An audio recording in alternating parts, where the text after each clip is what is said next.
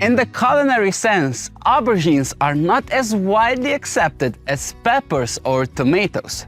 However, it is an extremely tasty vegetable and highly appreciated by many gardeners. It is a distinctly summer plant that produces the most fruits in fertile soil that contains moisture.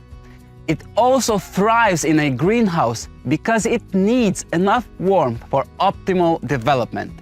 Germination should start in very early spring in order to grow strong plants, which are transplanted outdoors no sooner than in May, or when the night temperatures don't drop below 10 degrees Celsius. Like with watermelons and melons, aubergine seedlings are difficult to grow on your own. The key factor is a high-quality substrate.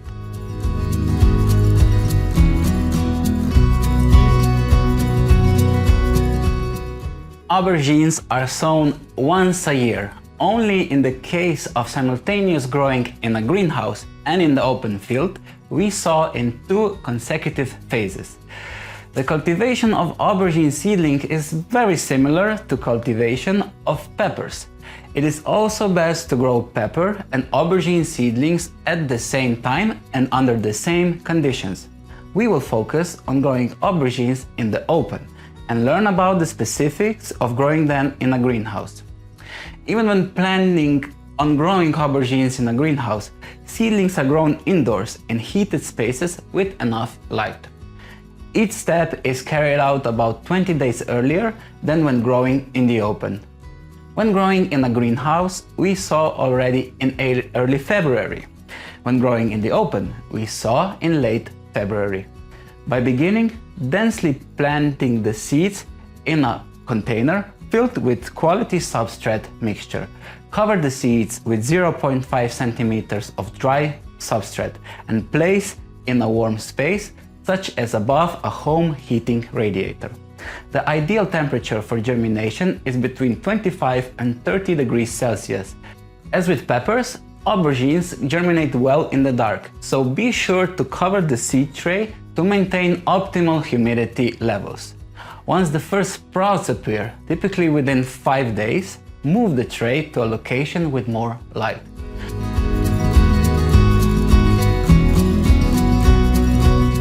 When the first 2 leaves are horizontally aligned and before the true leaves develop within 10 to 14 days of sowing, transplant the seedlings into individual medium-sized pots or blocks containing a high-quality substrate mixture.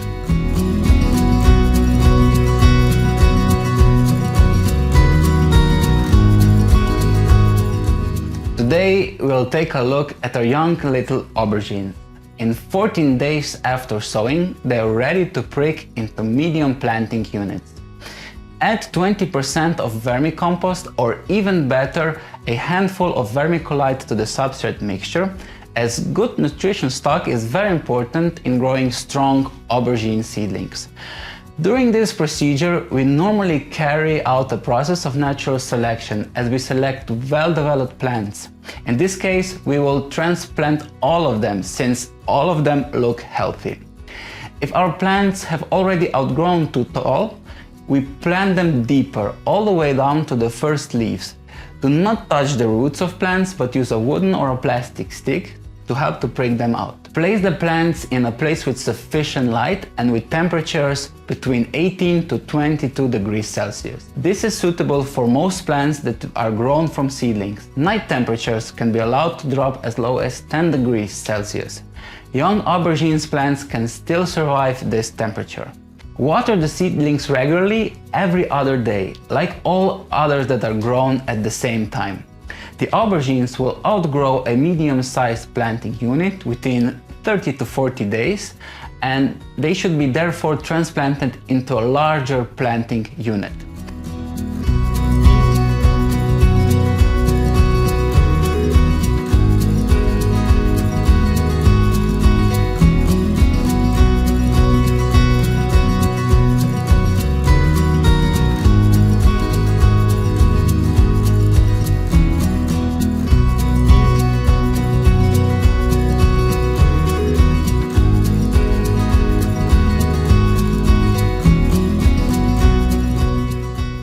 For transplanting aubergines on an outdoor bed in mid-May, harden them off by placing them along a south-facing wall or in a greenhouse for at least 4 days in order for them to adjust to outdoor temperatures, especially to night temperature fluctuations. This is especially important when seedlings have been grown under the lights. We have to be careful when exposing them to direct sunlight. When temperatures drop below 10 degrees Celsius, the seedlings should be moved overnight to a warm place. Aubergines tolerate low temperatures better than peppers, but cold weather still presents unnecessary stress, which we should avoid. The same applies when hardening off the seedlings for transplanting into a greenhouse. They are hardened off in the greenhouse.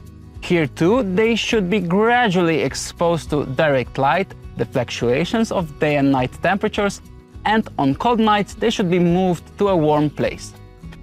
After 70 to 80 days, the seedlings should have thick leaves with velvety texture and should be at least 25 centimeters in height.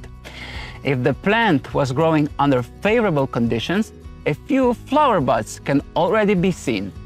They should be transplanted into the greenhouse in late April or early May. They are transplanted in the open in mid or late May. Keep in mind that when it comes to temperature sensitivity, aubergines are somewhere between a more delicate pepper and slightly less delicate tomato. Water, or even better, soak the seedling in water for 10 minutes before transplanting. Water the planting hole extensively if the weather was dry, and also water the entire surface of the aubergine bed. The soil around seedlings can be covered with summer mulch, leaves, grass clippings, or straw immediately after the transplantation. This reduces the need for watering during the summer months. The distance between individual rows should be 40 centimeters. On a 75 centimeters wide garden bed, they should be planted in 2 rows. Wider garden beds can hold up to 3 rows at most, with a plants planted in a zigzag pattern, 40 to 60 centimeters between the seedlings. For the first few weeks, low tunnel hoops can be installed over the garden bed and aubergines covered with garden fleece to create a warmer environment. The seedlings are not yet big enough to need immediate support, so we can use this opportunity to provide extra warmth for the aubergines during the month of May, mostly during the nighttime. But this year, weather is already sunny and warm, and we don't need to cover them.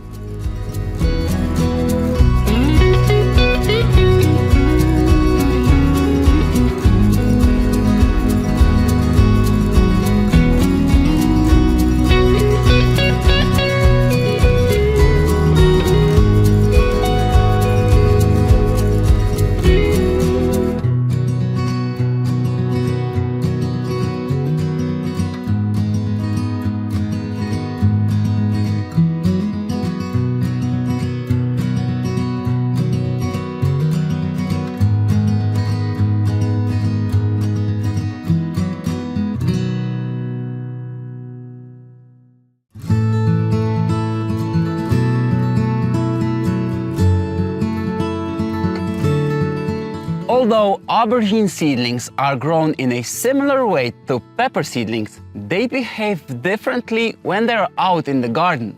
They need more space, a different type of support, and a different plant care. From June onwards, the aubergine already needs support in a form of a stake to which the plant is tied. However, we can also prepare a support in the form of a string, which is the most common way of supporting plants like in a greenhouse. Like with tomatoes, we remove side shoots. Note that side shoots can be removed in all plants that create new shoots between the leaf and the main stem. Side shoots grow into new stems, which is usually unwanted. If we do not remove side shoots in aubergines, they will grow vigorously as a lower and bushy plants. Due to such growth, the light that the leaves receive is poor, and it's more difficult to attach the plant to the support. By removing side shoots, the plant grows higher and gets more light. That is why we plant them more densely together and, as a result, have a higher crop yield. Supporting the plant with a string and the removing of side shoots go hand in hand, as this is how we grow an aubergines in 1 or 2 tips. Here at Becoming Gardener, our experiences show that the best way of growing aubergines is by growing them into 2 tips with 2 strings, which means that the first side shoots that appears is left to grow into a second tip. All the other side shoots are regularly removed.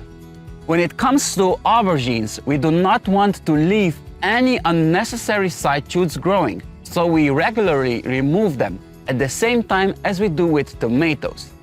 Side shoots appear between each leaf and the main stem. When they are still small, they look like crab claws and we can pinch them out with our fingers. If we fail to remove them when they are small and they grow bigger, we remove them with a finger knife. Later, new shoots can grow out of these wounds. If they are flower buds, we should leave them, otherwise remove them. Some varieties have fewer side shoots, others have more. Wind the stem around the string or tie it to the stake regularly.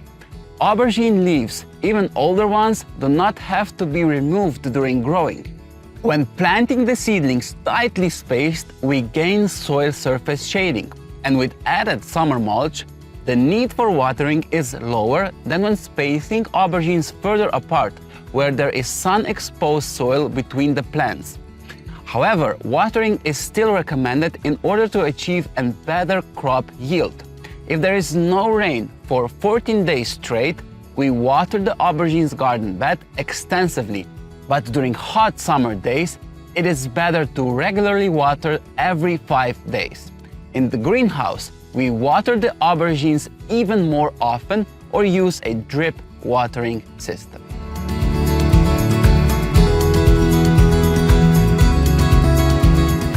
Before planting aubergines, it's best to grow winter or early spring vegetables such as spinach, lettuce, radishes, or peas. Since they grow tall and take up space on the garden bed until the first frost, it's best to grow them on your own, so as not to shade other plants. Since there is not enough time to grow winter vegetables after aubergines, the bed remains empty until the next season.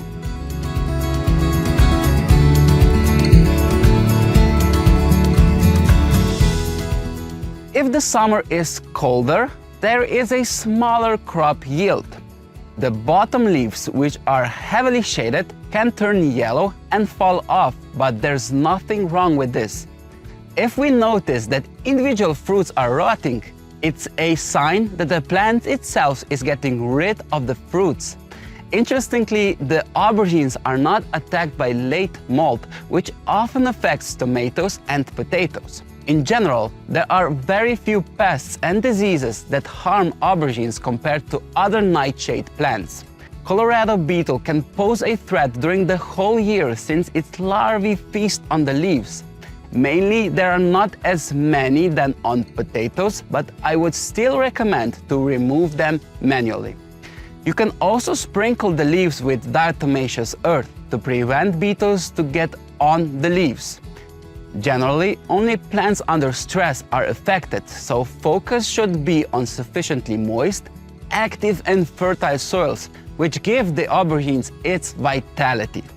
Because of the Colorado potato beetle, which also feeds on aubergine leaves, we should avoid planting aubergines together with potatoes.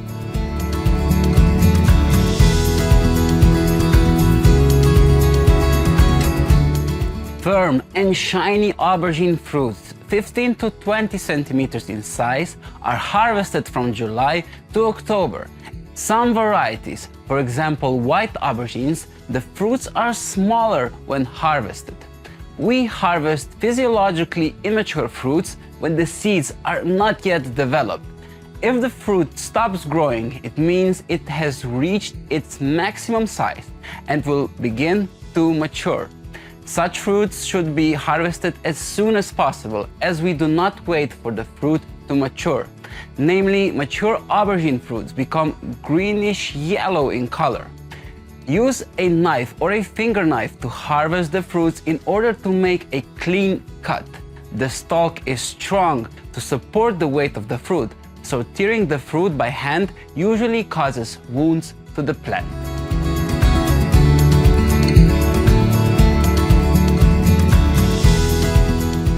Aubergines are best consumed fresh during their growing season, but it lasts for at least a week stored in a cool place. For long-term storage, aubergines work best in combination with other summer vegetables in the form of vegetable sauces and spreads that are cooked and preserved by pickling or freezing. Aubergines are also an excellent delicacy in various pickled forms. The process of saving seeds is very similar to that of tomatoes, but with one key difference. We consume tomatoes as ripe fruits, which also contain already ripe seeds. However, when it comes to aubergines, we consume unripe fruits, and so the seeds are not mature enough to be stored. When we decide to extract the seeds of an aubergine, we select a fruit that shows strong varietal characteristics from a healthy and beautiful plant and let it ripen. Since the aubergine flower is self-pollinated, saving the seeds is very easy. Leave the aubergine to ripen until October, when it changes color as it goes from purple to yellow, and for certain varieties even orange. That's when the fruit and the seeds in it are mature enough to be stored.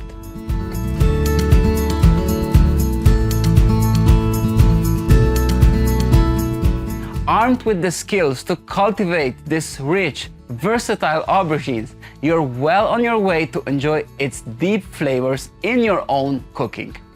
As you witness your aubergines transform from delicate flowers to beautiful fruits, take pride in the expertise that made it possible. To further refine your gardening skills, delve into our other courses, and like this, let's keep becoming gardeners together.